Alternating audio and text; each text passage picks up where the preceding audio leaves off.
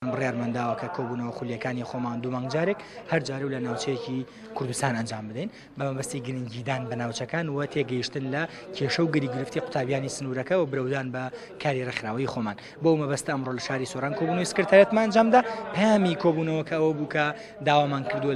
لە وەزارەتی پەروەردەی حکوومەتی هەرێمی کوردستان کە تەرکیزی زیاتریان هەبێ لەسەر بڵاوکردنەوەی ئەنجام و نمرەی قوتابیانی پۆلی 12 لە بەروی لە قەلەقێکی زۆران و پەلە بکەن لە ئەنجام لە ڕاگەیاندنی ئەنجامەکان بەڵام پەلە بکەن و وردی بکەن بۆ ئەو کێشە و گیرگفتانی کە ساڵانی ڕابردوو لە ڕاگەیاندنی نمرەکانە دروست بۆ قوتابیان احترازیان هەبوو دووبارە نەبێتەوە هەر لەم کۆبوونەوەیدا بڕیارمەنداوەکە